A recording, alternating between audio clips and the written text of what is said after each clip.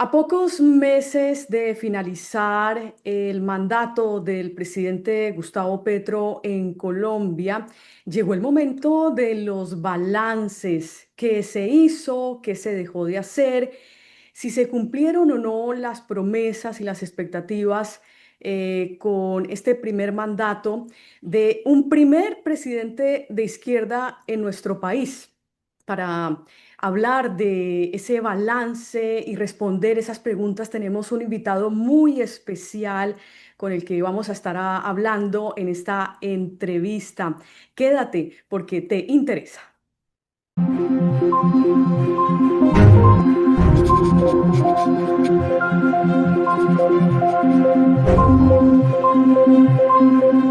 Muy bien, les presento y les doy la bienvenida a esta hora a Hernando Gómez Buendía.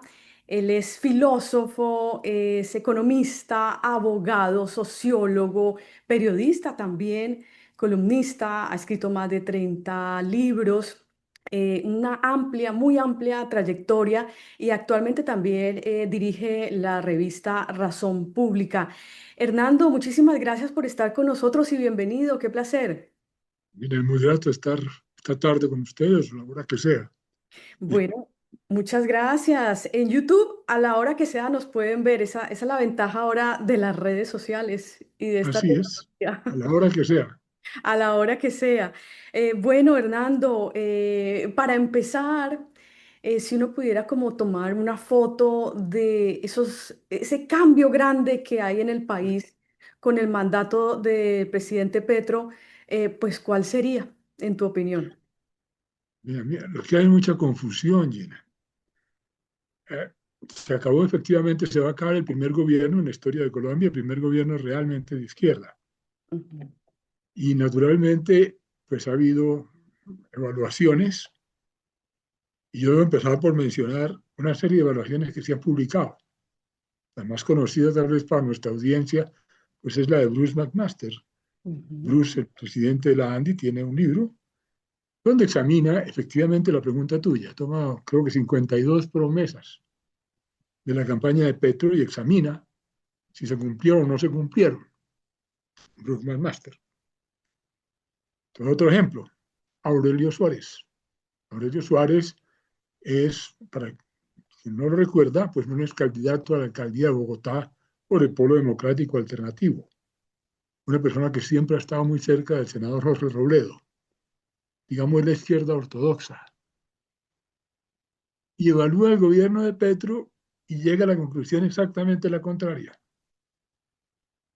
Según McMaster, Petro trató de destruir el país, acabar la propiedad privada, desestabilizar la economía y convertir a Colombia en Cuba.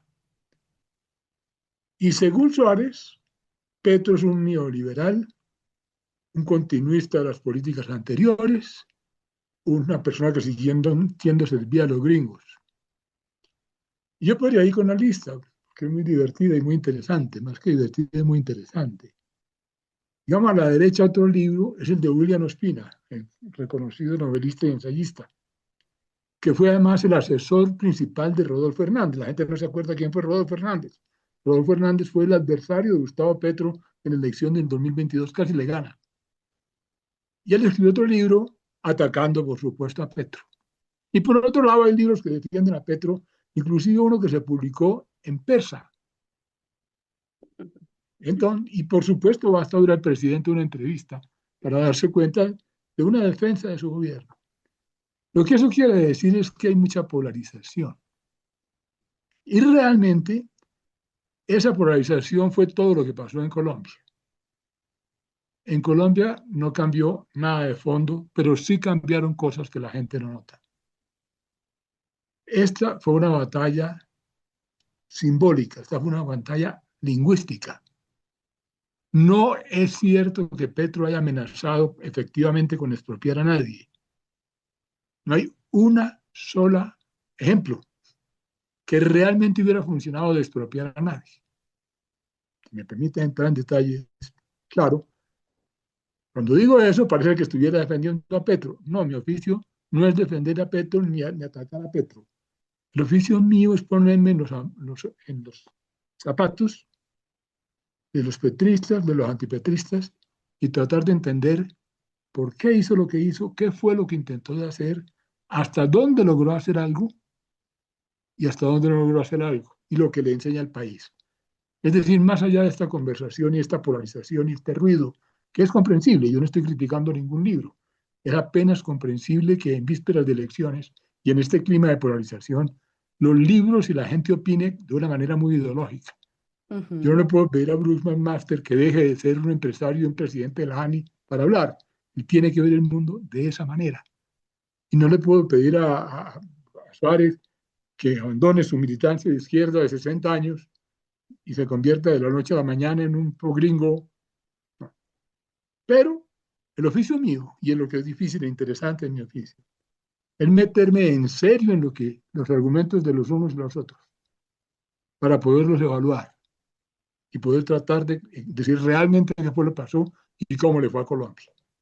Bueno, y entonces a Y, estas alturas, Hernando, ¿cuál es el balance cuando coges todas esas posiciones, esas diferentes posturas, el balance cómo está? pero voy a decir, mira, es que el oficio mío es como hacer un viaje. Y yo no te puedo resumir el balance en un libro, porque yo hago el balance y entro en los detalles de cada política, con Ujú. mucho detenimiento, porque es un libro muy riguroso. Y hago la excursión, ahora debo decir qué libro es, el libro se llama Colombia después de Petro. 20 lecciones o las lecciones que el país tiene que aprender de Gustavo Petro. Se llama Colombia después de Petro. Ok. Acaba de lanzarse. Y lo que hace este libro, y por eso me estás entrevistando realmente, es porque ese libro no se trata de resumir en un balance. ¿Por qué no? No tendría sentido decirle a alguien, ¿usted qué opina del gobierno de Uribe? ¿Bueno o malo? Pues unos dicen que bueno y otros que malo. La evaluación de un gobierno, primera lección que hay que aprender. Un gobierno no se puede evaluar desde un solo punto de vista. Cada ciudadano o ciudadano tiene valores, intereses e información para juzgar un gobierno y nunca habrá acuerdo sobre este gobierno ni sobre ninguno en ninguna parte del mundo. Ujú. Hay la segunda perspectiva que es la de los electores. El día de las elecciones se verá si hay más petristas o más antipetristas. Así funciona la democracia y eso está bien. Las perspectivas que realmente le importan al país son las de otros actores. ¿Cuáles? Primero, los protagonistas. ¿Qué es lo que Álvaro Uribe se propuso lograr para Colombia? ¿Por qué? ¿Qué razón tenía para hacerlo? ¿Cómo lo hizo? ¿Cuáles fueron sus logros, sus frustraciones y a qué se debe lo que no hizo? Álvaro Uribe o Juan Manuel Santos o Gustavo Petro o Iván Duque. Y sobre todo, cómo le fue a Colombia. Pero cuando digo Colombia, Colombia es mucha gente llena. Colombia no es solamente el presidente de la ANDI, ni tú, ni yo. Colombia es, por ejemplo, el señor que está limpiando vidrios en cualquier esquina de Bogotá. O la señora desplazada en Casucá. O el maestro en Valledupar, el maestro de escuela en Valledupar. Ujú. La evaluación del gobierno Petro, esto es muy importante, depende desde qué ángulo se mide. Sí. Entonces, para no creas que le estoy sacando de vacíos, el gran descubrimiento para mí, como hombre blanco, educado, residente en Bogotá, de mi estrato social, el gran descubrimiento de este libro, lo que me parece fascinante, es haber descubierto el punto de vista de los nadie. Los nadie son precisamente los vendedores ambulantes. Hay 1 millón de vendedores ambulantes en Colombia. Los campesinos desplazados. Una niña sin escuela en Suba. Eso suena a demagogia, pero eso no es demagogia. Mira, eso es Colombia, como lo son los empresarios o como son los periodistas. Ujú. Es en la complejidad. Entonces, para poder evaluar el gobierno de Petro, el punto de fondo, lo más interesante, digamos ya analíticamente, es, fue la primera vez en que emergió en la historia de Colombia un presidente que habló desde abajo. Sí. Lo que sorprende a la gente y a los medios, lo que molesta, lo que desconcierta, es que Petro, en efecto, está lleno de defectos, de equivocaciones, son muchas y graves, sin duda ninguna. Sin embargo, para poder entenderlo, la primera es entender desde dónde está hablando. Y es muy interesante ver cómo llega una voz distinta, cómo los medios, por supuesto, no la entendieron, Ujú, cómo lo que llamo el establecimiento, que quiere decir simplemente los poderes establecidos. Los gremios no lo entendieron, no lo entendieron, es como hablar griego, es como imaginarse el diálogo entre Trump y Petro. Era un diálogo de locos. ¿Por qué funcionó ese diálogo que estamos viendo esta semana? ¿Por qué no pasó una pelea? Porque ellos aprendieron que la pelea era puramente retórica, era discursiva. En la realidad, Colombia no se ha desviado un milímetro de Estados Unidos bajo el gobierno Petro. Tanto escándalo, tanto hablar, y resulta que Colombia todo el tiempo ha estado aconductada con los Estados Unidos. Aquí nunca pasó nada. Nada es nada. Este libro lo terminé yo en octubre y no me equivoqué, realmente no estaba pasando nada. ¿Por qué? Porque Estados Unidos no tiene ningún interés en desestabilizar a Colombia. Estados Unidos no necesita desestabilizar a Colombia. En Colombia no hay necesidad de golpe de Estado ni de llevarse al presidente, porque Colombia tiene una cosa que se llama el orden conservador, porque Gustavo Petro, aunque quisiera, nunca podía haberse quedado en la presidencia. Esas son las imaginaciones de la gente de la derecha. ¿Sabes por qué no se puede quedar en la presidencia Gustavo Petro? Porque el ejército al otro día lo saca. A las 2 minutos del 7 de agosto le dicen, señor Petro, se acabaron el ejército, por supuesto. El ejército colombiano es un ejército conservador, esto no es Venezuela. Estoy hablando muy largo, pero estoy tratando de transmitir cuál es el punto. Y lo que es importante por una reflexión seria de lo que pasó, es tratar de ver estos 4 años desde el punto de vista de la totalidad. Entonces, cuando tú haces el recorrido, ¿cuál es el balance del gobierno Petro? No puede decir, el gobierno Petro anunció grandes cambios, ujú, despertó una gran cantidad de resistencia, eso fue muy interesante. ujú, Una manera de resumirte este gobierno es decir, este fue un gobierno en el cual el presidente de la República encabezó la oposición al establecimiento. Fueron 4 años de un presidente atacando a todos los poderes en Colombia, inclusive a las prensas, acuérdate, colegas tuyas, muñecas de la mafia, a Bruce McMaster, ampones, vampiros, peleó con todos los expresidentes, insultó a todo el mundo, ¿cierto? Era un presidente de la República elegido democráticamente como jefe de la oposición. Una manera de decir es, Gustavo Petro gastó 4 años haciendo oposición, ¿cierto? Y eso fue muy interesante porque fue una oposición con gran fuerza retórica, mucho discurso, ujú, mucho ruido y pocas nueces, es otra manera de resumirlo. ok, Por ejemplo, Petro trató por todos los medios de financiar la política social, la revolución. Mira, en Colombia la revolución no fue contra los ricos, eso nunca se entendió. La revolución fue contra el presupuesto nacional.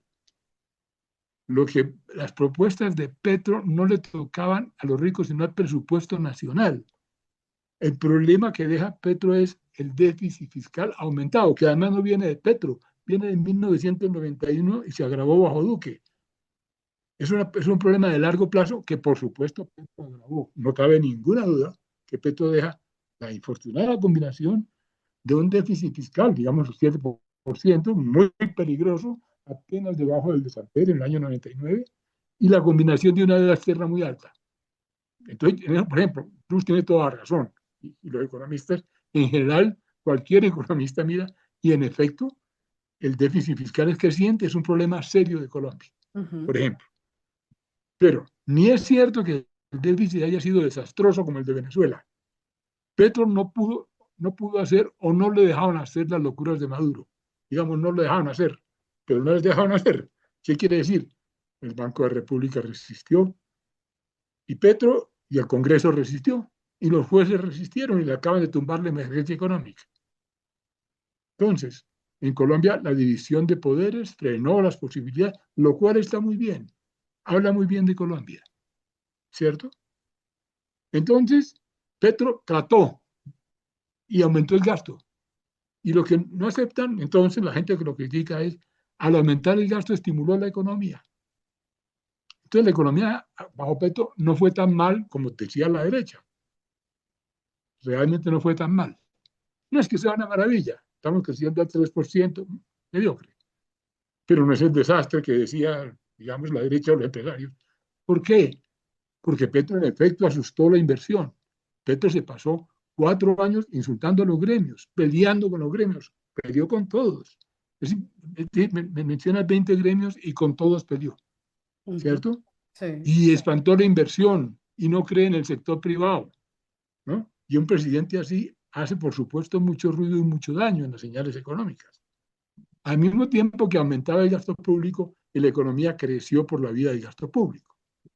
Entonces el balance en crecimiento económico no es tan negativo como decía la derecha o como se tenía, digamos, ¿no? Porque cuando que la gente que mira que llega Petro y Colombia tiene una gravísima recesión, una depresión, y no la tuvo.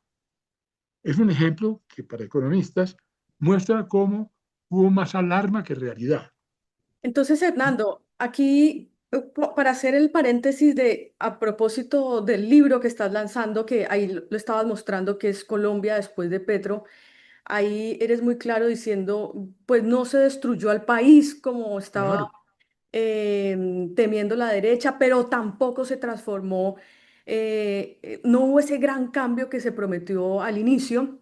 Y lo que nos sí, estás contando es, hubo más amenazas, fue más una administración de retórica, de mucho ruido, mucho ruido. Pero en medio de todo eso, pues, ¿no crees que se desestabilizó bastante el país, a pesar de que las instituciones salieron a flote? se desestabilizó lo que llamamos el orden conservador.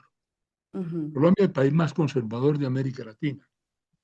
Y es país conservador no por el Partido Conservador, sino por una razón histórica, pues, que es un tema de otro libro muy largo de la historia de Colombia.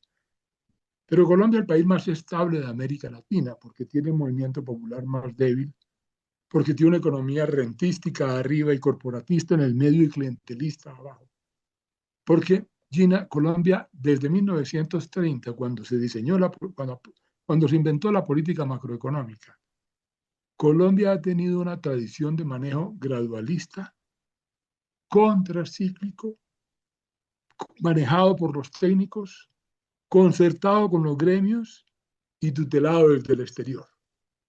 Colombia ha tenido la macroeconomía más aconductada de América Latina, solamente comparable con Costa Rica, Ujú. por una serie de razones históricas, y tú lo sabes perfectamente bien como economista, los ministros de Hacienda en Colombia, el Banco de la República en Colombia, puede haber diferencias de matiz entre uno Campo y, ¿qué diré yo?, un Carrasquilla, pero ambos son economistas ortodoxos.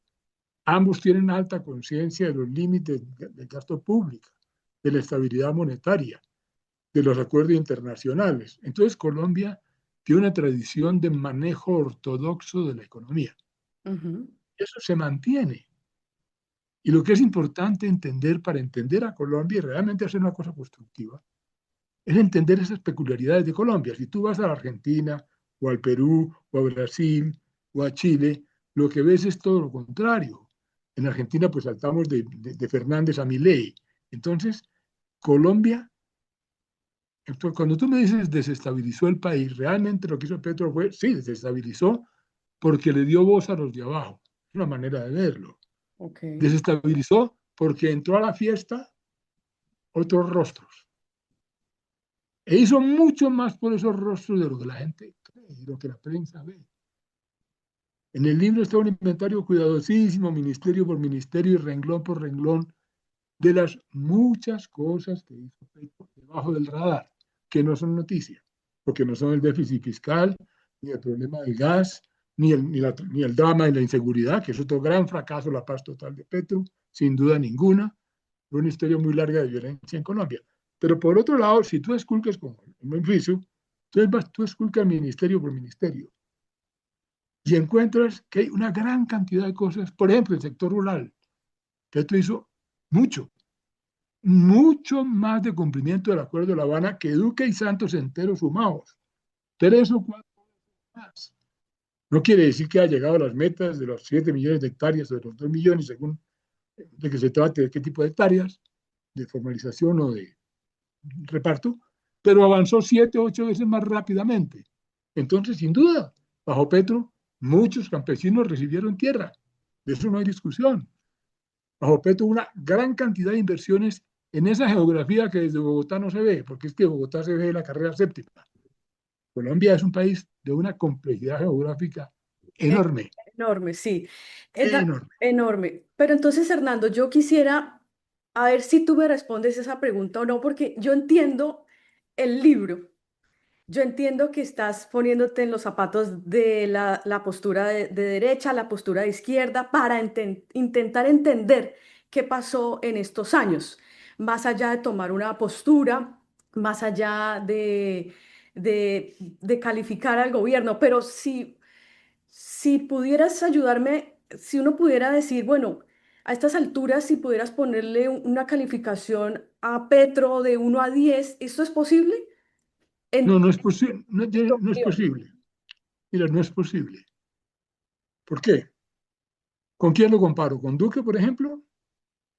Duque le encantan los gremios. Mira, el primer gabinete de Duque, de 19 ministros, había 13 que venían de los gremios.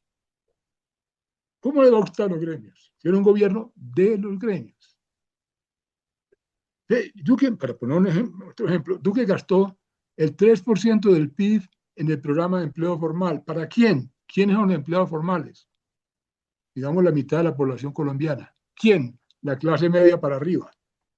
¿Sabes cuánto invirtió en los programas de emergencia para los pobres? Menos de la décima parte. Entonces, por supuesto que Duque gobierno para quién?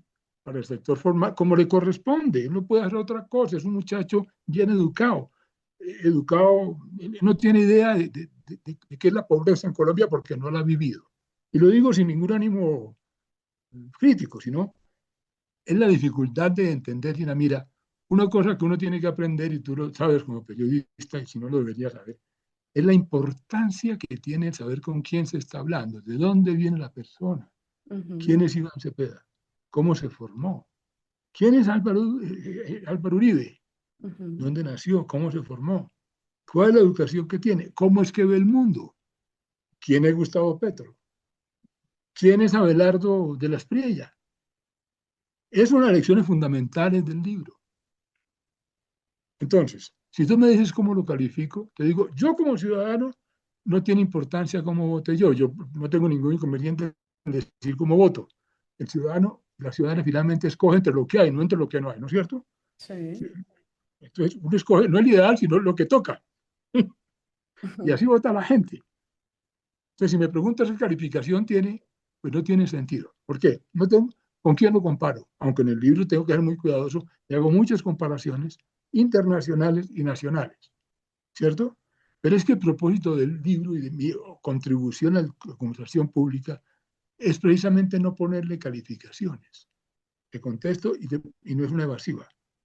Bruce McMasters con seguridad te contesta, le pongo, qué sé yo, 0 o 1/5, siendo generoso Bruce, ¿cierto? ujú. Aníbal Suárez realmente contesta, yo le pongo -3, porque el tipo decía, decía, porque el tipo no solamente no resultó progresista, sino que resultó imperialista, pues Petro. Según Suárez, Petro es imperialista, hazme tú el favor, hazme tú el favor, bueno, ¿cierto? Entonces yo no digo esto por evadirlo, por evadir una respuesta, sino porque la calificación que yo ponga no importa, más aún te diría, la calificación tendría que ser, dime, multidimensional. Tú eres economista y estudiaste muchas materias. Y en cada materia no sacan otras distintas. Esa es una manera más fácil, ¿cierto? Ok. Entonces tú me dices a mí, por ejemplo, en política social a Petro no le fue tan mal. No le fue tan mal en resultados. Pero si me pregunta de la salud, yo te lo resumo de esta manera. La salud en Colombia se iba a quebrar. Estaba diseñada para quebrarse desde hace 30 años. Esas peleas las tuve yo con Juan Luis Londoño hace 30 años. ¿Sí? Por razones aritméticas. Colombia no podía tener la salud de la ley 100. No la podía tener. Aguantamos 30 años y tuvimos una salud excelente. Esa salud se iba a quebrar.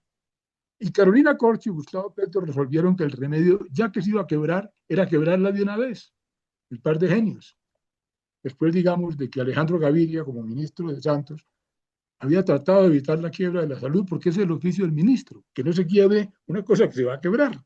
Claro. Pues llegó Carolina Corcho y Petro y dice, el remedio, ¿sabe cuál es? Quebrémosla de una vez. Y la quebraron. Y, por ejemplo, los daños más graves que deja, sin duda, el gobierno de Petro es el problema del sistema de salud. Es una situación gravísima. ¿Sí? Pero para poder evaluar en esa materia específica, hay que entender qué fue la ley 100, cómo estaba diseñada y qué era lo que estaba pasando con la salud en Colombia.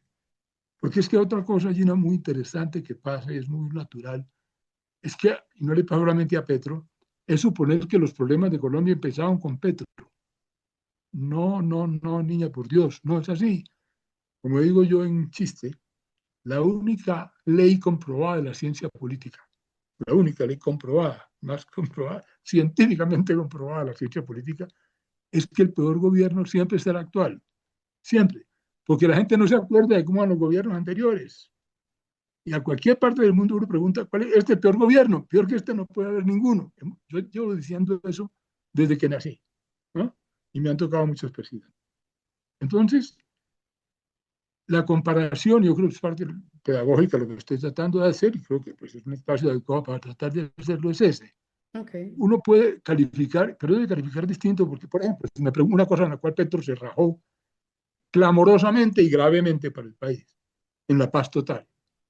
Eso fue un error fundamental de carácter ideológico, gravísimo daño para Colombia, gravísimo. Si me dice qué es lo peor que hizo Petro, la paz total, gravísimo, terrible daño.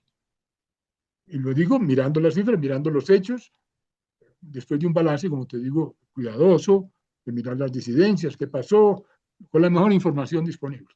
¿Sí?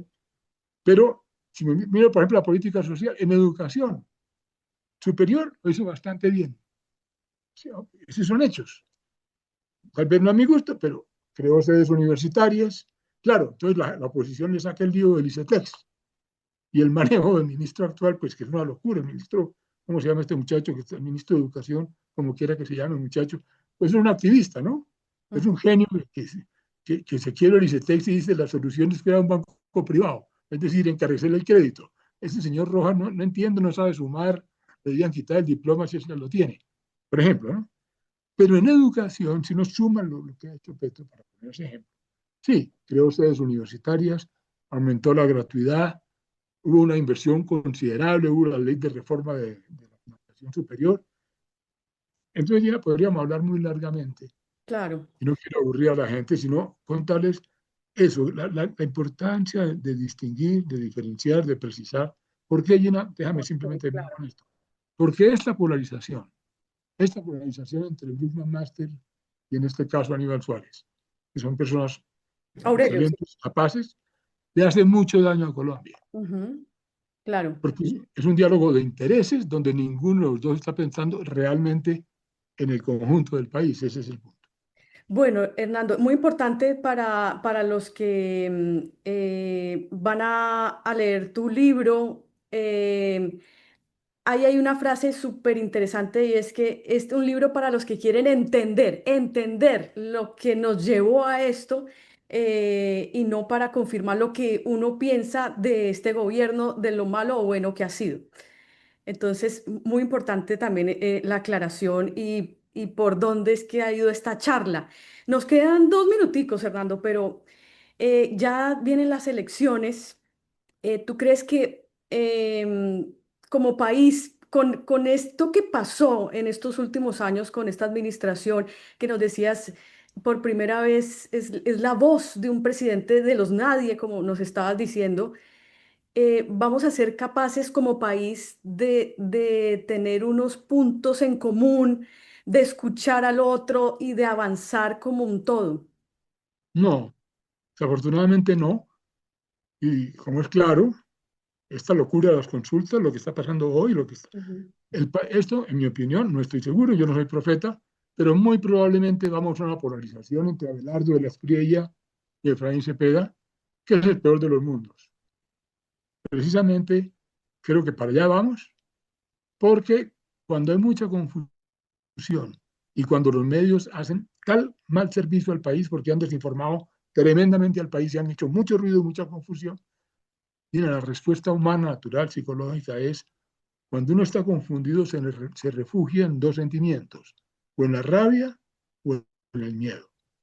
Es una cosa comprobada en la psicología social en muchas partes del mundo e infortunadamente, ojalá que no fuera así, yo creo que vamos hacia una confrontación entre la rabia de los nadie, si hasta dónde la despertó Petro durante estos 4 años de prédica, de discurso y de acción además, porque es trabajo político, o el miedo al castrochavismo, al comunismo, a la locura de Petro, al desorden, al exceso de fatiga de estos 4 años. Yo tengo la impresión, viendo las encuestas y viendo la dinámica política, que infortunadamente nos estamos acercando más a ese escenario de polarización. Y llegar a una elección como fuera de 2022, entre dos alternativas que no eran la óptima para el país, porque por supuesto debo aclarar, para mí, Gustavo Petro no es la solución óptima para Colombia, si es que no se ha notado en esta conversación, de ninguna manera, ¿sí? Por eso, pero beneficio, pero tampoco lo es Álvaro Uribe, ¿no?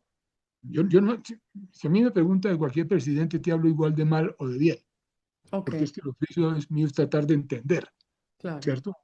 Pero te digo, gracias por la pregunta, pero infortunadamente yo creo que lo más probable es que lleguemos a una polarización precisamente porque no hubo una reflexión seria, ni de los gremios, ni de la izquierda, ni de nadie, perdón que lo diga de esa manera, sobre realmente qué fue lo que pasó. Es que cuando uno tiene un país complejo tiene que poner el oído atento para oír qué es lo que piensan los gremios. No, los gremios no están locos, no son unos ladrones, por Dios. Los empresarios no son unos ladrones.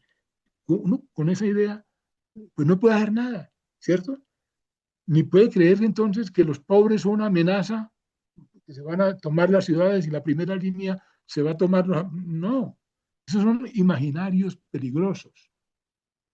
Desafortunadamente, pues no nos dimos la oportunidad de oír o de aprender y entonces creo que el resultado, pues desafortunadamente no va a ser bueno, pero ojalá que esté equivocado, yo no soy profeta. Ojalá, ojalá esté equivocado, porque muy lamentable que no hayamos aprendido o que no intentemos estar en los zapatos del otro y entender pues las necesidades, ¿no? De cada uno, las prioridades, las urgencias y dejar de ser uno el centro del mundo. Gracias, Gina. Somos nada menos que 8.000 millones de personas en el mundo. ¿A Ujú. cuenta de que yo voy a tener la razón? En nada. Son 8.000. ¿Yo a cuenta de qué? Es increíble, ¿no? Y mucho más la gente que no ha estudiado ni entiende y tiene Claro, razón. claro. Pues Hernando, qué placer escuchar esa voz neutral, esa voz independiente, esa voz calmada, que no se va a ningún extremo y que nos ayuda a entender. Muchas gracias, mucha suerte con tu libro. Ahí Muchas está, gracias. Colombia después de Petro, de Planeta, de Editorial Planeta. Hernando, un fuerte abrazo. Para ti, muchísimas gracias, Gina. Bueno, a ustedes también mil y mil gracias. Como siempre, Gracias. te invitamos a que se suscriban a nuestro canal, a que comenten. Y bueno, nosotros estaremos por acá trayéndoles la próxima semana otra entrevista de interés. Hasta la próxima.